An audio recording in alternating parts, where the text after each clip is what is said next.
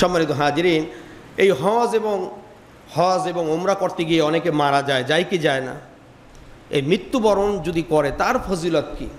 ঘর থেকে এক পা দিয়ে বের হয়েছে হজ করার জন্য বা উমরা করার জন্য, আবার ঘরে ফেরা পর্যন্ত, কলেজ গেটে আসছে, কিন্তু তার মহল্লায় আসছে, কিন্তু বাসায় এখনো ঢোকে নাই, এর ভিতরেও যদি সে মারা যায় তার ফজিলতটা কি? দেখেন, বলা হয়েছে বুখারী মুসলিম শরীফের হাদিস, বুখারী মুসলিম তিরমিজি শরীফের হাদিস, এখানে বলা হয়েছে যে মান খরাজা হাজ্জান ফামাতা কুতিবা লাহু আজরুল হাজ্জি ইলা ইয়াউমিল কিয়ামাহ, যেই ব্যক্তি হজ করার জন্য বের হলো, ফামাতা অতঃপর মৃত্যুবরণ করলো, কুতিবা লাহু আজরুল হাজ্জি ইলা ইয়াউমিল কিয়ামাহ, কিয়ামত পর্যন্ত তার আমল নামায় প্রতি বছর হজ্জে মাবরুরের সব দিতে থাকবে।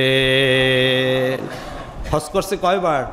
একবার, বা হয়তো এখনো করতে পারে না, যাওয়ার পথেই মারা গিয়েছে, কিন্তু বলা হয়েছে এই হাদিসে কিয়ামত পর্যন্ত যত বছর হজ হবে, কিয়ামত পর্যন্ত যত বছর থাকবে, প্রতি বছর হজ হবে কি হবে না?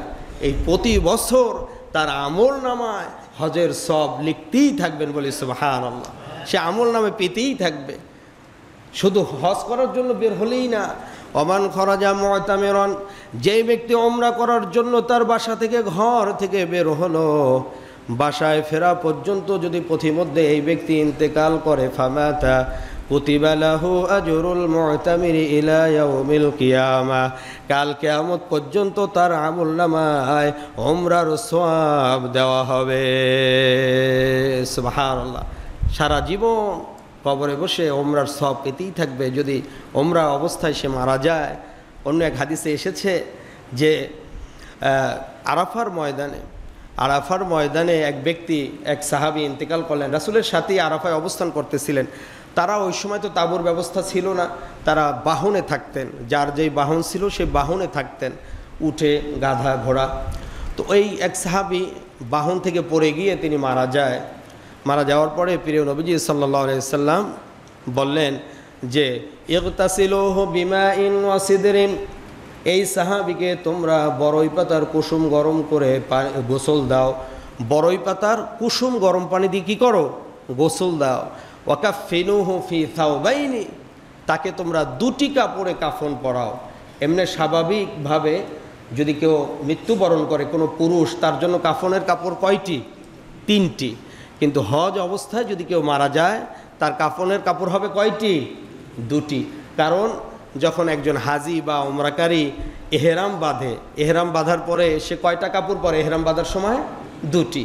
এই জন্য এই হজরত অবস্থায়, উমরাকারী অবস্থায় মারা গেল, মনে হয় যেন সে উমরা অবস্থায় আছে, এই জন্য তাকে 2টি কাপড়ে কাফন পরাও। ওয়ালা তুখাম্মিরুহু রাসাহু, তার মাথাকে ঢেকে দিও না। হজকারী, উমরাকারী এহরাম বাঁধার পরে কিন্তু আর মাথা ঢাকতে পারে না, টুপি পরতে পারে না, কোনো চাদর টাদর দিয়ে মাথা ঢাকতে পারে না। এই জন্য বলা হয়েছে এই সাহাবী যেহেতু মারা গিয়েছে, মারা যাওয়ার পরেও 3টি কাপড়ও দিও না, আর তার মাথাকেও কি করো না? ঢেকে দিও না। ওয়ালা তুহান্নিতুহু, তাকে সুগন্ধি দিও না। কিন্তু আমাদের সমাজে আত্মীয় স্বজনের মধ্যে মারা গেলে আমরা সুগন্ধি দেই কি দেই না? সুগন্ধি দেই, আতর, গোলাপ, কত কিছু দেই যেন ঘ্রাণ আসে।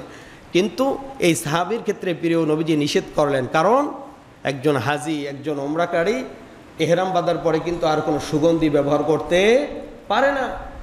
মৃত্যুর পরেও প্রিয় নবীজি বলেছেন না, এখন যে সে মৃত্যুবরণ করছে এই জন্য যে তাকে তোমরা মাথা ঢেকে দিবা, আতর দিবা, সুগন্ধি দিবা, না, সেটা পারবে না। কারণ কি?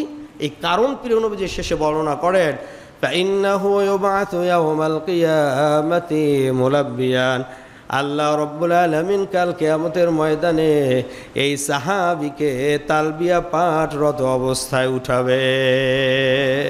তালবিয়া পাঠরত অবস্থায় উঠবেন, মনে হয় যেন হজের ময়দানে তিনি যাচ্ছেন, তিনি মনে হয় যেন সে যেন মসজিদে হারাম থেকে মিনায় যাচ্ছেন, মিনা থেকে আরাফায় যাচ্ছেন, মুজদালিফায় যাচ্ছেন। লাব্বাইক আল্লাহুম্মা লাব্বাইক, লাব্বাইক লা শারীকা লাক লাব্বাইক, এই তালবিয়া পাঠ রত অবস্থায় তাকে কি করা হবে? উঠানো হবে, বলি সুবহানাল্লাহ।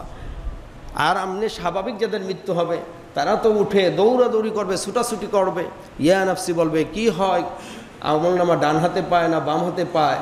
কিন্তু হজরত অবস্থায় যেই ব্যক্তি ইন্তেকাল করবে তার মুখের তার জবানের ধ্বনি হবে কি? এই তালবিয়া। তালবিয়া পাঠরত অবস্থায় তাকে উঠানো হবে। এই জন্য প্রিয় নবীজি বলেছেন, তাকে তোমরা দুটি কাপড়ে কাফন পরাও, মাথাকে ঢেকে দিও না, সুগন্ধিও দিও না। ইনি তো হাজি, কাল কিয়ামতের ময়দানে তাকে তো তালবিয়া পাঠরত অবস্থায় উঠানো হবে। বলি সুবহান আল্লাহ।